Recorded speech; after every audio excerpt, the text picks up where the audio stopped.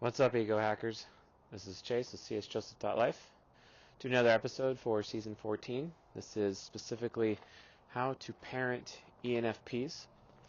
And it's a little dark out right now, obviously, since you can't see me. But I guess that's what we get for being on the winter solstice. Today is December 21st, 2020. And the end of year 0 and the beginning of year 1, as officially today. It also is the very first day of the new age of Aquarius today. A lot of people who are into occultic studies and the like don't really understand that, but that's okay. I'm not really into the occult either, but I do study it because I like to understand where everyone is coming from, especially from, the perspective of symbols and the like. How to parent ENFPs. I've actually admittedly held off on doing this lecture for a little bit because I just kind of needed a break from the last ENTP lecture that I did, because I'm going in a little bit of a different direction than I traditionally do for ENFPs. Within this particular lecture, trying to take a more true neutral approach as I can, which kind of pisses off people, especially FI users, because they like to have that preferential treatment in their direction sometimes, which is understandable.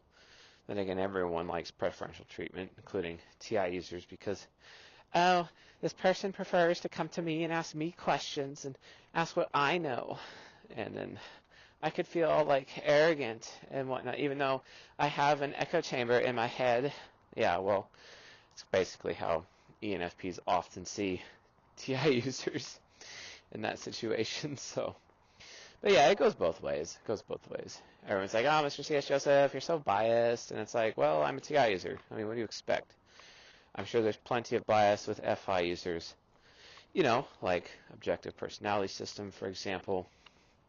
I do enjoy me some Dave Powers every now and then, I guess. But, given the FITE of how that system actually works, a system of qualification instead of a system of deduction, like the type grid, I mean, you can kind of understand, where people are coming from. And it's no wonder that FITE users seem to prefer OPS over the type grid, because OPS is a system of qualification. It is not a system of deduction, which is really, really important, because ENFPs don't really understand the process of deduction because they don't have logic. They have rationale, which is a process of qualification when it comes to their decision making. And that's why when you ever hear people talk about their qualifications, they're like, "Oh, I'm not qualified to answer that." That's a TE user talking, saying, "I don't have the credential," or "I don't have the training," etc. But, you won't really hear a TI user saying that, because if a TI user actually knows the truth, they're going to tell you the truth, regardless of their credentials or otherwise. Which means TI users often are not respecters of persons, but TE users are, or respecters of authorities or rulers or rules, etc. And that can be a huge problem when it comes to their development, as we have discussed many, many times. So yeah, it's important. It's a thing. So anyway, ENFPs, parenting. ENFPs are kind of interesting when it comes to parenting, because it's always extremes with ENFPs. Always extremes. Especially if there's like an FJ in the family, because an ENFP is either completely and totally shat on by everybody, to the point where they end up suffering severe emotional abuse within their family, in their upbringing, or they are insanely spoiled. And this is just some weird dichotomy that I've noticed, at least within the context of American society or Western society, about ENFPs, especially ENFP boys. I think it's way worse with ENFP boys, in that there is a serious, serious problem. And it's no secret that I oftentimes accuse ENFPs of being, depraved or, spoiled, but or selfish, etc. And it really comes from them, being spoiled as children in this day and age. And why are ENFPs spoiled? Well, it's because of either a lack of father who's not there to criticize them, because out of all of the types, NFPs need to be criticized and basically exposed and shamed more than all of the other types, because that's the only way they change for the better. And if there isn't a father in the house, basically, to do that for them, or they end up having one of those super overbearing fathers that beats them because of how weak they look, because they're SI inferior, and then combined with their FI parent. So I really don't appreciate this when it comes to ENFP boys. I don't like how society basically either turns them into a pariah because of how spoiled they are, and then because of how spoiled they are and how entitled they become, no one wants them, no one thinks highly of them, and they're effectively abandoned, and then that just causes them to go into eventually their ESTP superego, and then they end up like my ENFP mentor, who was a Seattle drug lord at one point in time, and ended up going to federal prison over it. And asking about his story, he's actually a member of the CSJ community. God bless that man. I'm very grateful and very thankful for someone like him who actually took me in and explained some things and helped me on my path to manhood, which I'm very, very appreciative of him and very grateful. But at the same time, like, this guy, like, his father's situation is really bad because, his dad, he didn't exactly have a really good upbringing in that regards. It was an upbringing of hard knocks, we'll say, very much. And then there are other ENFPs who get insanely spoiled, and there's like my daughter, she's an ENFP, and there have been times where I've noticed that she's been heavily spoiled, and I have to unspoil her when she gets, into my possession, and I have her for a limited time. It reminds me of another story. Another ENFP who happens to be stepbrother. This guy, he literally cried one time when he didn't get fries with his hamburger, because he's like, oh, it's not a complete meal. And I'm like, dude, what are you crying about it not being a complete meal? Who cares, man? Gosh, and the whole family just makes fun of him and shames him for it publicly in front of everybody, consistently. But it beats back the depravity. It beats back the entitlement and the spoilage. And that's the thing, ENFPs are the most easy of all the types to spoil. They're the most easily spoiled. And that's really difficult. One of the reasons why is because their FI parent is the last function within their, top 4 functions to actually develop. And that can be a huge problem too. It can be a serious problem. Because with it being the last one that needs to develop, you find yourself in a situation where it's like, oh crap, they don't have the proper, responsible moral awareness. So then they actually grow up thinking that this life is literally all about them. And they take it very, very seriously. And again, if you're living in a society like our society, a society of fatherlessness, there's no fathers there to know the strengths and weaknesses of their sons, right? There's no one there to challenge their little boys and criticize them, because their mothers have all this unconditional love towards their children, and I'm going to enable my children. And then they're raised by their single mommies, and there's no daddies around to criticize their children, and voila, we have an entitled generation, ladies and gentlemen, very entitled. And that's my problem. That's my really big problem with this society. That's why I want this society to burn, quite frankly. But, of course, if the fathers come back, there'd be no need to burn society if the fathers return. So, it's a big deal. It's a very big deal. And ENFPs, they all of a sudden like decide to ignore being grateful. Yet they're so, wow, there's a weird worm going across the ground there. Wow, it's a slug. I haven't seen a slug in years. It's just like people just have to realize, this is why the mature masculine is so important. So if you're a father and you have an ENFP, you really need to make sure that you are bringing the mature masculine to the table. You really, really have to. If you don't know what the mature masculine is, then you're going to have to read. So you need to read King, Warrior, Magician, Lover by Robert Moore and Douglas Gillette. That has the best definition of what the mature masculine is. You also need to read the 3 Tomasi books, The Rational Male, Volumes 1, 2, and 3. You also need to read the Atomic Attraction by Christopher Canwell. And then also Sex at Dawn. And then also Sapiens. That's a lot of books.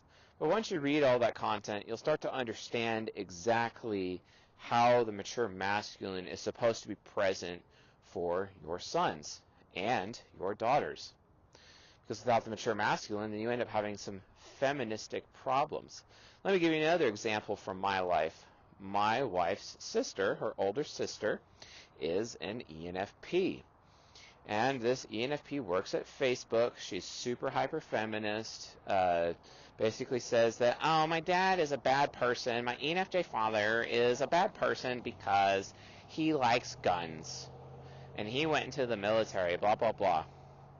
And it's like, wow, okay. Apparently you just want to adopt social norms instead of actually verifying them. Come on, TI Trickster, wake up. So, and she's this really, really judgmental person who is depraved and very selfish.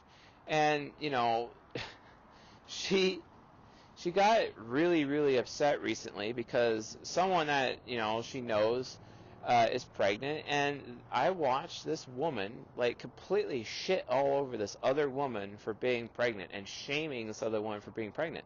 But the reality of the situation is that this ENFP woman is 38 years old, and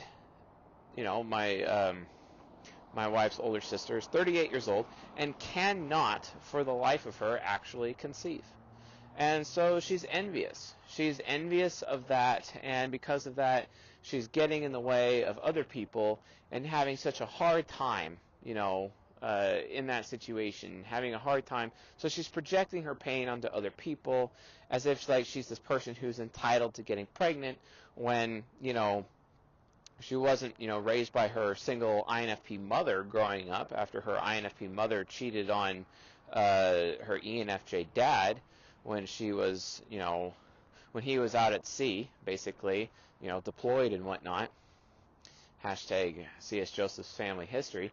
That you start to realize that, wait a minute, there's some things there, that the mature masculine was missing from this ENFP's life.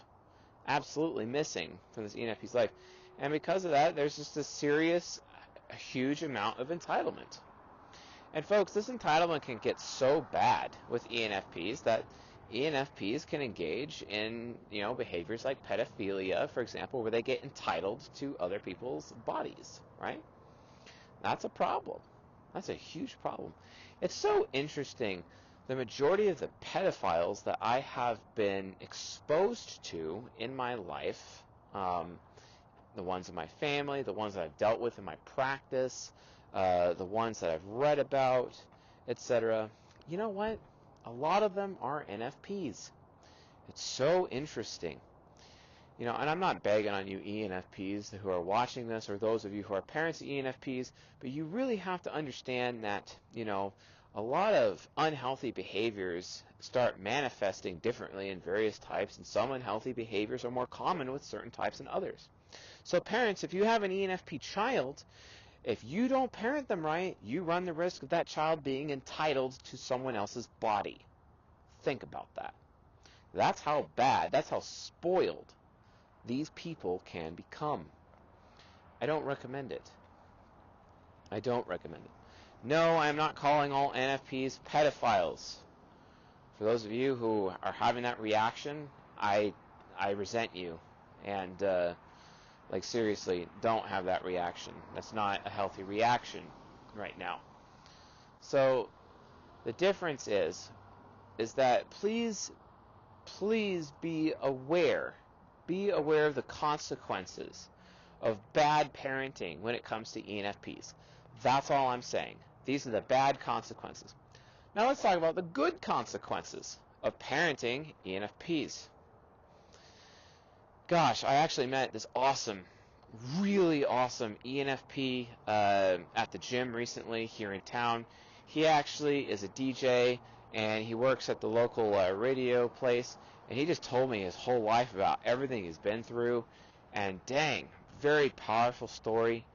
And this guy, he doesn't have much. He ain't rich. He's not addicted to drugs. He doesn't have alcohol problems and whatnot. He doesn't even have a woman in his life. He ain't depraved. He is grateful because he's been in really, really bad situations that he's been able to get out of over and over and over again, such that he avoids those bad situations now because he's developed healthy habits. See, that's the thing. You have to take that criticism that you take to ENFPs, or that threat of criticism, that threat of exposing to an ENFP. You have to expose them enough that the threat of them being exposed by others literally becomes a habit within their heads. And that's where they can automatically by themselves handle the depravity on their own, where they can actually where they could not be entitled on their own, because the threat of being exposed, because they've experienced being exposed so much, they know, and they worry with their nemesis, their own future, about being exposed later, right? Because no ENFP loves being exposed. This is why it's so often all the people who shit on me publicly when I tell people to shame other people to help people for the sake of helping them. There's been a few NFPs that I've had to publicly shame in order to prevent them from committing suicide. And guess what? It worked. And I got so much crap for that by NFPs. It's so funny how that works. But, NFPs just want society to enable them. So that's what fathers are for. Fathers exist so that their children are not enabled. Mothers, with their unconditional love biology towards their children, automatically by default enable their children. And yet society has decided that children must remain with their mothers. Interesting. The thing is that the mature masculine is required for the sake of parenting children, especially ENFPs, regardless of their gender. Regardless. It's so important. So this ENFP that I met, I'd never met him before, but he gave me stuff. He gave me a really expensive hat. He gave me some things out of his truck, and I didn't even ask him for any of that. And I wasn't going to get in the way of his virtue. That is a virtuous ENFP. An ENFP who literally his first thought is what he can give me, not what he can take from me. For it is the entitled and spoiled ENFPs, spoiled, entitled children who are ENFPs, who are always on the take. But then you have a virtuous ENFP, one that's been parented properly, who is always on the give. And this man, I was so impressed. I was so impressed by him that by his entire interaction between him and I at the gym. We were in the spa area, both getting massages at the time.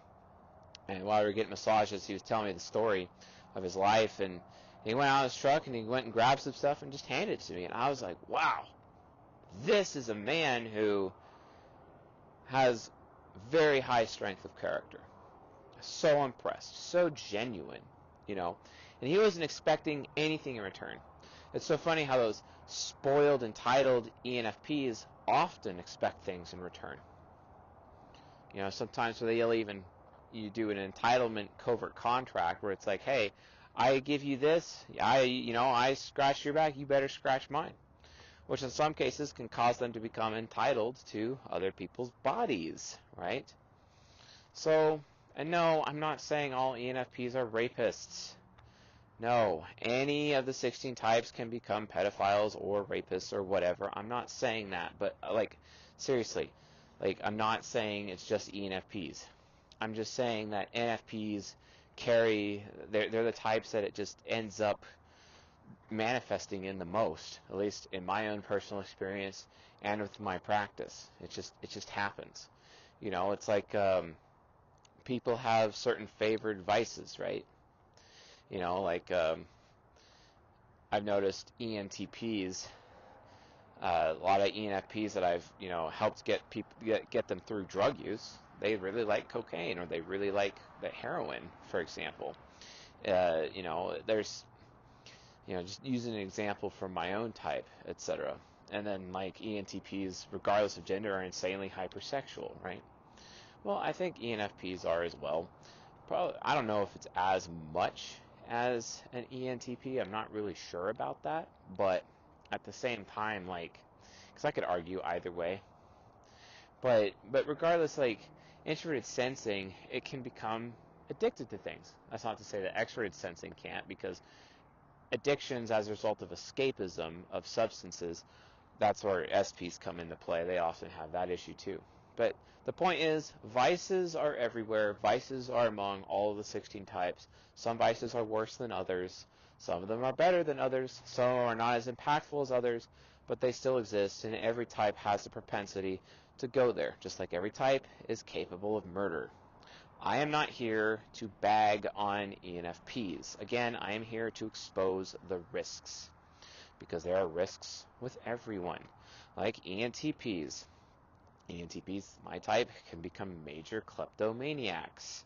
If, they're also very good at cheating. I think ENTPs are probably the biggest cheaters of all of the types. Basically, more so. They're really good at cheating. I'm really good at cheating. And when I say cheating, I mean like cheating on tests and academia and stuff, not necessarily cheating in terms of relationships. If I was to say which type is really good at cheating in terms of relationships, gosh, I'd have to lay that at the feet of NJs, uh, especially NJ women, for sure, for cheating in relationships. So anyway, moving on. So these are the risks, but there is a lot of good that can be done. ENFPs who end up starting charities and trying to feed the world and trying to support other people, love your neighbor as yourself, give back. ENFPs end up mentoring other people and helping those people make money and conduct business. And ENFPs will take people right off the street and give them jobs and whatnot. Like, I've seen them be so giving because of how grateful they are all the time, and it's pure magic. It's absolute pure magic, and I love seeing them do this. If you have like a great ENFP in your life, like seriously, like thank them for their gratitude. Support them for their gratitude. Tell them you think highly of them, and in fact, tell other people how good they are, because that'll boost up it'll give them an ego boost, but it'll also be like give them some kind of reward for what they're doing so that they stay motivated to keep doing it, basically. It's important. It's really important to do. I've seen an ENFP like for example, this one I talked at the gym. He told me like that one day, he just got himself a new vehicle. He could finally afford it, but then he saw somebody who was super mega poor, and he was going to sell his old vehicle and take that money and pay off his loan with it, but they were so in need of a vehicle, and he felt really bad for the person because of his FI parent sympathy, and against his better judgment, he gave that person in need a car. I was like, dang, man. He gave him a car. I've also had that similar experience where someone's just randomly gave me a car in a time of need that I had, and then I was able to get a car, and then there was a family in need, and I gave them a car. An old ESTP friend of mine from church that I used to know, he was married to an INTJ, which you can tell that didn't go over well. That didn't go over well at all. So the INTJ ended up being hypergamous and kind of went for an ENFP, and that didn't really work out. And their marriage fell apart, but it's kind of interesting how that works. But yeah, I mean, ENFPs are all over the place, just like any other type. For whatever reason, these things happen, right? Due to, like, hypergamy, right? But in any case, like, this man, he gave a car to someone in need. Like, it's so awesome to see how, like, ENFPs really actually can be the avatar of the absolute good, right? Of course, they'll tell you to your face that they think, absolute truth is a bunch of bullshit. Because, well, anything could be true. Anything could be false. It's all about what you believe. I get that. But absolute truth does exist. But they absolutely vehemently maintain that the absolute good exists. And they're right. The absolute good does exist. And this is something really important that you have to teach. This is like the number one lesson that you do have to teach an ENFP. Because the ENFP can become the example of the absolute good probably faster and actually walk it and be that avatar of the absolute good for the rest of humanity. Super important. Super, super important that you have to instill this moral, this principle, this value within your ENFP children. And it is as follows. Love your neighbor as yourself. That right there, folks, is the true definition of the absolute good. You need to teach the ENFP to be independent and not dependent on anyone, which is super hard because they're triple affiliative, so they're triple dependent because their superego is the only pragmatic side of their mind, and they usually use that superego for violence and not actually, for liberation. They often use it for control instead of freeing others. Shackling others, like shackling other people with like a shady deal of some time or a shady contract of some time, which has happened to me multiple times when dealing with ENFPs, where I've gotten screwed in that regard, as well as some other philosophers as well. Luckily, I have Templars, within my circle, and I have the Templars verify all of anything that I sign ahead of time, just in case I need to be prepared for that moment that, I could be potentially screwed by, these people. But you have to teach them the essence of the absolute good. Love your neighbor as yourself. What does that mean? That means that they need to be able to take care of themselves first and have absolute total autonomy. Your ENFP child has to learn autonomy as soon as possible. They also need, and you do this by teaching them how to be comfortable with nothing. You need to teach them how to be comfortable and happy with very, very little. If you can instill that value inside of them, they can reach autonomy super quick. And then when they do get things that are outside of, being comfortable with very little, because this is one of the biggest things that you could teach ENFP. I'm not even kidding, folks. If you want your ENFP children to walk and live in the absolute good, you have to teach them autonomy. You have to teach them the ability to take care of themselves. Because what business do they have giving or loving their neighbor until they've loved themselves first? They have to.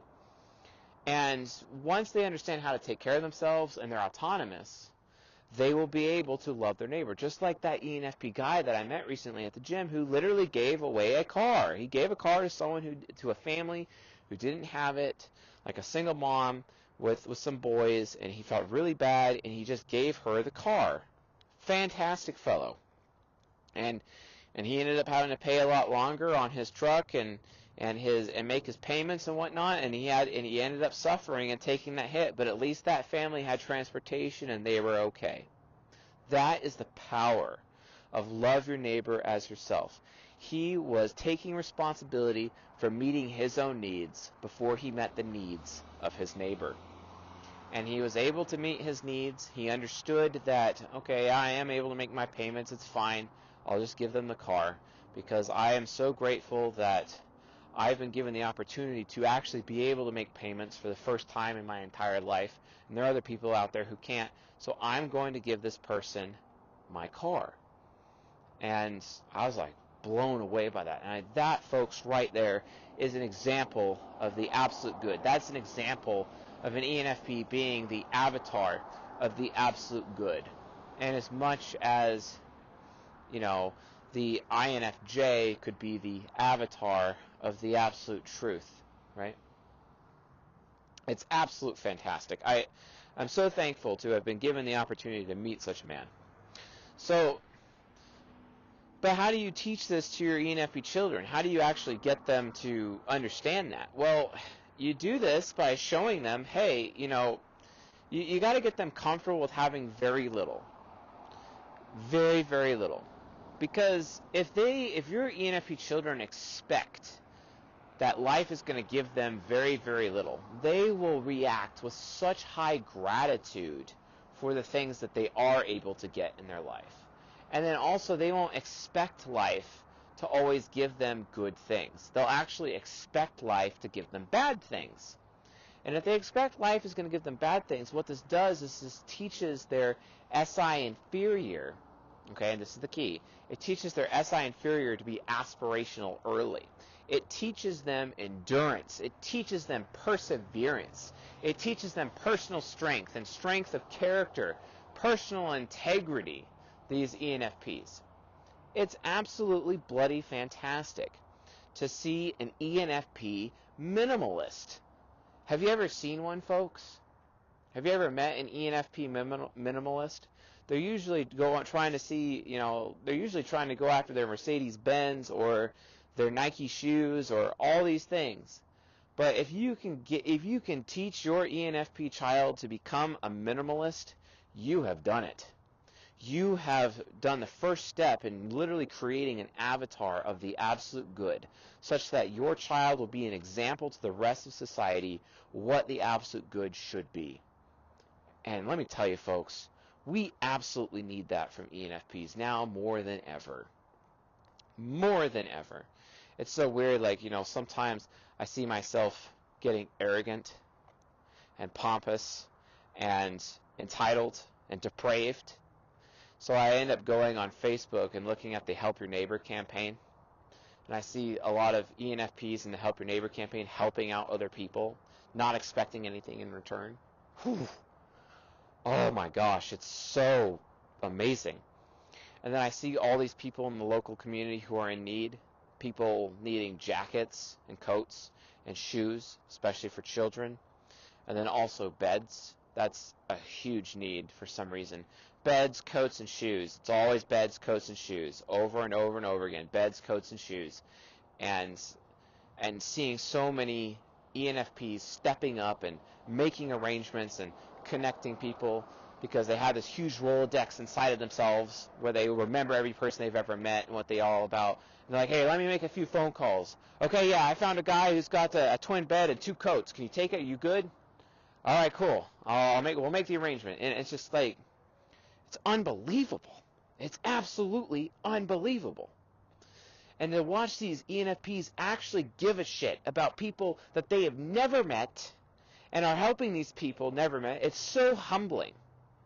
It's so humbling. It's so humbling for my extroverted feeling child to look upon this FI parent who is the avatar of the absolute good, that they could be an example to me and remind me to not be a depraved fuck, because I have been.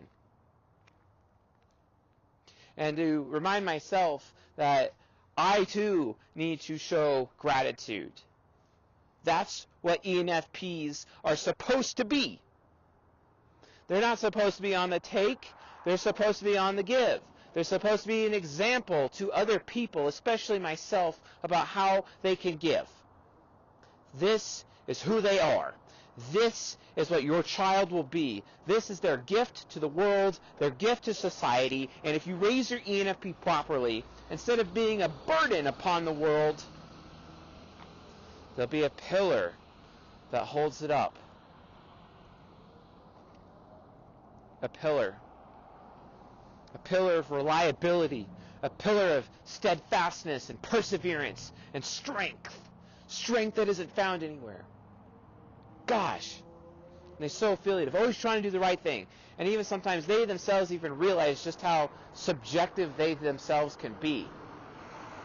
But let me tell you, folks, the value of that subjectivity, because they aren't objective, because ENFPs aren't subjective, or because they aren't objective, they are subjective, and it's that subjectivity that allows them to show grace and have grace on people. It's like forgiveness, but more. Very dear friend of mine, an ENFP who I have come to consider him one of the greatest ENFPs I have ever met, an ENFP that I truly respect, and I'm very thankful for him. He actually told me something recently, and he's like, we're talking about objectivity and subjectivity. Yeah, we can be really objective, when we're assessing someone's guilt, right? I'm like, well, what do you mean? And he's like, well, actions versus intentions, Chase. It's actions versus intentions. You look at a person's actions to determine whether or not they're guilty. But Chase, that's only one side of the coin. The other side of the coin is intent. You judge people by their actions to find and assess their guilt in a situation, but you could judge a person by their intent to see whether or not you can decide to forgive them. Oh my gosh. I had this conversation with him about a week ago on the phone as I was driving back from California into the Rocky Mountains where I live. Most people think I still live in California. I do not. I live in the mountains now, on the edge of a canyon. It's fantastic. I recommend it. But he said this to me, and I'm like, wow. Oftentimes you'll hear me teach people regularly, that, hey, we need to judge people by their actions and not their words. And that's absolutely true. But it's also the TIFE way of looking at it. It is a way of assessing a person's guilt. You look at their actions, use your TI to assess their guilt with your FE. But where does forgiveness come in? It's so interesting. I actually have noted that Templar types seem to be very unforgiving of people sometimes. Like my father, for example, I told the story previously about how there's this guy who really wanted to talk to my dad 20 years later, and my dad's like, I don't want to talk to him, that guy's a drug addict. I'm like, Dad, it's been 20 years. Like, let that go. He doesn't look like a drug addict now. Looks like a real happening dude. And my dad's like, no. I'm like, Dad, seriously? Forgive him. It's because my dad is judging him by his actions and assessed that guy's guilt and made his decision with his FE hero. But the thing is, though, he hasn't assessed the guy's intent. But how could my father do that with any critic? You see what I'm saying? This is why ENFPs exist. This is why ENFPs are the advocates for other people. Because ENFPs, while they have FE critic, and they can be very wise about other people's guilt. Oh yeah, he's guilty. But let's forgive him. Let's give him a chance. Why? Because ENFPs who are not depraved are grateful for all the chances they've been bailed out in their life. And they remember every time that they've been bailed out, for every mistake that they make, so they bail other people out. This is why they're fantastic humans. As much as I bag on them, and I bag on them hard, and I bag on NFPs hard, and I bag on philosophers, for that matter, pretty hard, the reality of the situation is that ENFPs often are the best of us, if they're not depraved. And they often can become the best of us, the most good of us. That's why INFJs need them. They need this paragon of gratitude, and this paragon of sympathy, and this paragon of forgiveness. FE critic in its grandparent form is forgiveness, because they are judging people by intentions, not just their actions. The ENFP looks at a person, their SE demon's like, yeah, well, I don't really care what you did. I don't care what you did, because you know what? That probably wasn't your intent. Your intent was something else. So I forgive you. Folks, There's a reason why we are commanded to love our neighbor as ourselves. There's a reason why we are commanded to forgive other people. And it is ENFPs who understand this more than anybody else. This is what they are trying to teach us. We must listen to the advocates in this area, while simultaneously we must expose them, hold them accountable, and shame them if their depravity overtakes them and takes them off the path of the absolute good. But once they are back on the absolute good, it is our responsibility to support them in that direction so that we too can learn the absolute good from them. And learn to be grateful, and learn how to be forgiving, folks. This is what your ENFP child can become. You just have to be willing to raise them properly. So let's talk about that. How do you parent an ENFP child? Interesting. 44-minute introduction. Good times. How do you parent an ENFP child? Well, remember, when you're parenting a child through Jungian parenting, it is your responsibility to understand that it is your job to parent everybody. Not just one person, not just your own children or whatever. It is your responsibility to parent all human beings that you meet. Use your parent function. Parent them. It is everyone's responsibility to parent everyone. Just like how in tribal societies of old would have, they wouldn't ever really know which child belonged to which man, so all the men invested in parenting children. You see? It's the same concept. Everyone, you have all the mothers and you have all the fathers. And all human beings, regardless if they're biological or not, if they're older than you, they could be your father. If they're younger than you, they could be your father or your mother. It doesn't matter. Everyone is responsible for parenting anyone else and everyone else. This is critical. But when it comes to Jungian parenting, you have to realize there's two phases of parenting. The first phase is raising, and the second phase is teaching. Teaching begins at adolescence when the raising ends. Raising starts from birth. Raising is you need to identify the type as soon as possible, and you need to target their inferior function and hammer that inferior function so it can become aspirational, no longer inferior. And you have to do this before they reach adolescence, because as soon as they reach adolescence, their ego starts protecting itself. And if you go after their inferior, it'll actually create hatred in them and activate their demon function, because their demon function has finally arrived. Can't do that. So what you have to do instead, is that you have to make for absolute sure, okay? You have to go out of your way. You have to go out of your way to get them out of their comfort zone. You have to make sure you're not spoiling them. You have to make sure you're not enabling them. You have to go out of your way to make sure your ENFP child is content with nothing, is content with little. Like if you have an ENFP son, tell your ENFP son that he is kicked out as soon as he is 18, and that you expect him to have a job years prior and putting away from savings, where he is going to buy himself like a Dodge Caravan or a Honda Odyssey, an older model or whatever, and you're going to put roof racks on it, get him a cargo box, and you're going to teach him how to camp in his car. You're going to teach him so that when he is 18, he is living in his car. Yes, he's homeless, but he is able to take care of himself, and he has a Costco membership and a Planet Fitness membership with 2,200 locations nationwide, and he can literally sleep in their parking lot 24 hours at night, and it's also his bathroom and his shower, for example. You have to force your ENFP child to be as autonomous as possible and to be content with having nothing. If you can do that, and it's one of the most amazing skills that ISTJs have by default. They already have that ability by default, but it has to be taught to an ENFP. But if you do this, you are literally creating an environment inside of their mind that will foster gratitude, and it will also take away their depravity, to the point where they have developed habits of autonomy such that they don't end up having habits of entitlement. This is how you destroy entitlement inside of an ENFP.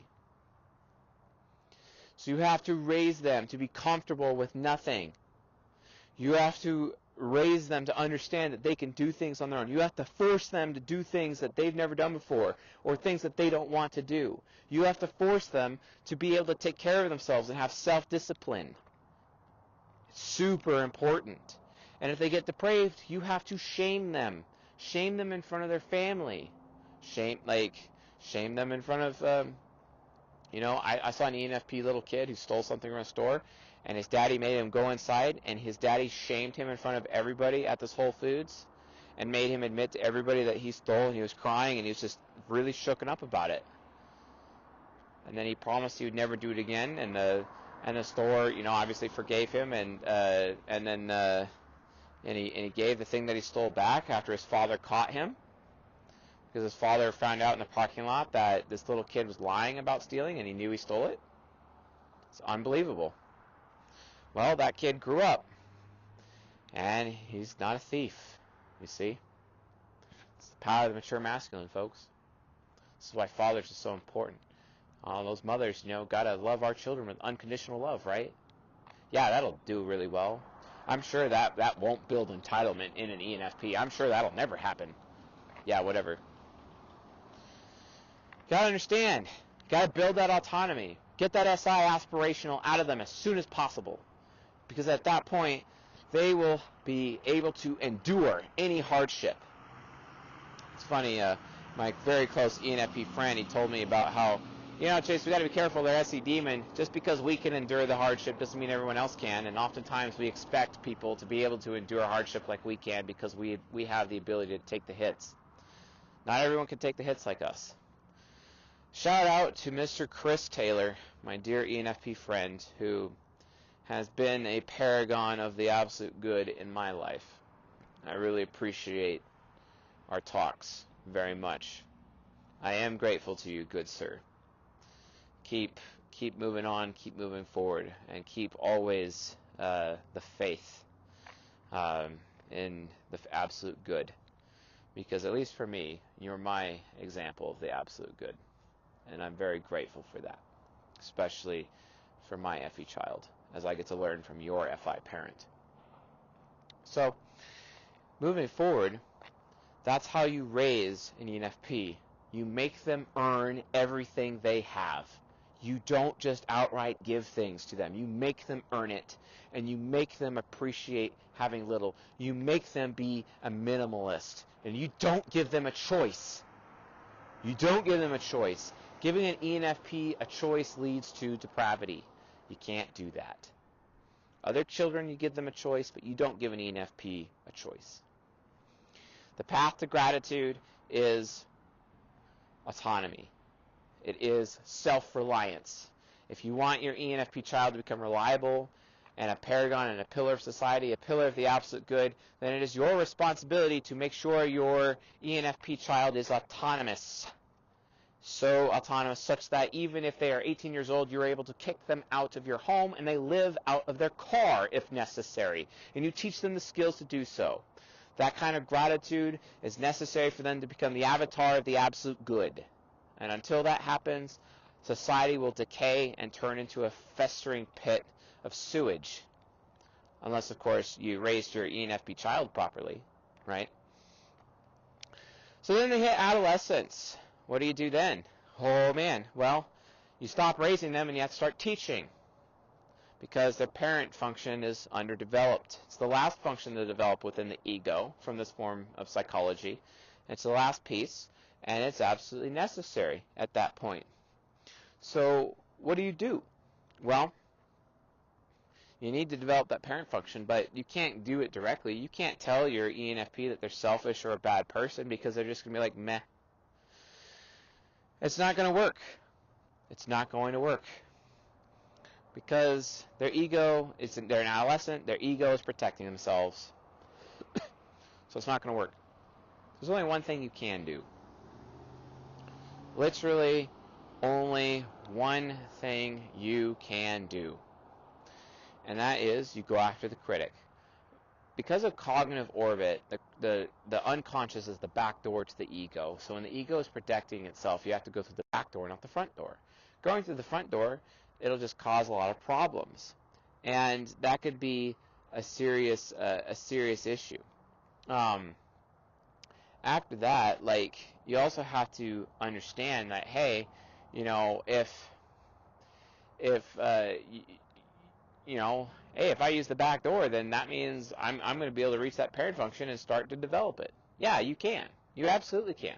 So how do you do it? They have FE critic. FE critic is the back door to FI parent. So develop FI parent within their adolescence, you have to hit the FE critic. And here's how you do it. You have to guilt them. Every time they do something wrong, you have to show them how they made other people suffer, and the consequences of their actions. And you have to make them fix it. You have to make them make it right. And you do that over and over and over, so that their FI parent wakes up and their FI parent comes to understand what the absolute good actually is. Love your neighbor as yourself. It's just so many people, like even my own mother, she got mad at me because she's like, you don't love your neighbor, you're not a very loving person. And I'm like, Mom, it's because I got to take care of myself first. I haven't yet learned to take care of myself in that particular area. So what business do I have loving my neighbor? Do you want me to be just like you, who loved your neighbor so much that you stayed in an abusive church that was literally abusing, you know, your children and your family for this, and staying for the sake of the families that were there, staying in that abusive situation when you should have taken a stand? You know, that's what happens when you love your neighbor but not as yourself. That's codependence. It's abuse. It's no boundaries. Folks, that's not how you're supposed to live life. So the ENFP needs to be taught. It needs to be taught. You have to guilt them and show them where they do wrong. Show them to be more sympathetic and extract that sympathy from their FI parent, to be responsible with their sympathy. So you just have to constantly get in their face and be like, well, how did that person feel about you making that choice? Because the ENFP comes home, this teenager, like, oh, you know, I pulled the fast one, and I got this, and it's so good, and they had no idea, you know, that I got a really good deal, and they had no idea that they got the short end of the stick, you know, and they didn't know what they were selling. They didn't know. They didn't know how valuable that was. So I bought it, and I already sold it, and I made a huge profit. They didn't know. Then you have to ask your ENFP, well, how would they feel? How would you feel about it if someone did that to you? Huh? How are you making that person feel when they find out? Because they will find out. They always do. Little birdie is always going to say what people are saying behind people's backs. It's the ENFP, folks. And then all of a sudden that ENFP teenager feels bad. And they go sell the item. And they feel bad enough that they actually go back to the other person and like, hey, you know, you didn't know what you had. I bought it from you for $12. I sold it for $1,500. Here's $500 or something, you know. Now that's really outlandish and kind of far-fetched, I'll admit. I'm just using that as a very loose example here. That, you know, maybe a smaller dollar amount would have made more sense or be more believable, but at least you can see the moral of the story here, right? At least you can see the moral of the story. They have to understand that, like, just because people don't know the value of things doesn't mean that they get the right to take advantage of that. FE critic needs to understand, so that their FI parent can understand, that just because somebody doesn't know doesn't absolve them of their responsibility to not let that other person know what's going on. Because oftentimes the ENFP is pretty brilliant that they end up being in the know. And that's what ENFPs are all about. They're all about being in the know. And if they are in the know, it's their responsibility to let other people around them too be in the know, even if that means it takes away from the ENFP's opportunity to take. Oftentimes they want to take because they're so worried about the next time they're going to take. It's because they end up having this scarcity mindset, constant scarcity mindset, which also feeds the entitlement. Again, if you went out of your way as a parent to get them autonomous and become a minimalist, help your child become a minimalist so that they're content with very little, this ENFP would be able to go so much further in life, and that becomes a very, very low risk. because they're not entitled. And then they could be the avatar of the absolute good. So this is how you parent an ENFP. These are the negative consequences and the positive consequences, as well as how to raise them and how to teach them. And if you continue to do these and you follow these things exactly, you will have a successful ENFP child, regardless of gender. Just make sure you're bringing the mature masculine and the mature feminine in play for both. King, warrior, magician, lover, queen, mother, matron, lover. Very important concepts. Understand these concepts. And help your children. Help a son reach king by being autonomous. Help your daughter reach queen by being autonomous. And both of them are able to take care of themselves and be content with very little, so that they can show gratitude and become the avatar of the good, the absolute good. Folks, if you do this, society will change for the better, and we will have a better future, a much better future, a less corrupt future. And then the NFJs will mirror these NFPs and execute the vision of these NFPs such that we will have a better tomorrow forever and ever. I hope you understand the importance of you as parents when you have an ENFP son or daughter. If you want to make sure that they are aligned with the absolute good, heed my words and do as I have recommended at this time, so that they can be that avatar of the absolute good. That way they can get through their quarter-life crisis and their midlife crisis. If they have autonomy, they'll be able to get through their midlife crisis. If they have gratitude, they will be able to get through their quarter-life crisis and not be so entitled. And then they'll be there for you when you reach your, loyally, they will be there for you when you reach your 3/4 life crisis, and then also your final life crisis, and as much as that they hopefully will be able to parent their children properly because you did, and their children will be there, your grandchildren will be there for them in their 3/4 life crisis and their final life crisis as well. This is ultimately the legacy that you will be able to put forward to your children, and hopefully it will last generation after generation, all because you did the right thing when it comes to parenting your ENFP. Anyway, folks, thanks for watching, and thank you for being members of the CSJ community. I'm very grateful, and we're going to keep producing content. We're going to keep changing lives. We're going to keep changing the future for the better and kicking ass. And definitely not going to give up, even if I have to broadcast from my vehicle myself, where I am being autonomous. If necessary, then so be it, because I'm not going to give up. So, anywho, thanks for watching, and I'll see you guys later this month with the ISTJ episode. Have a good night, folks.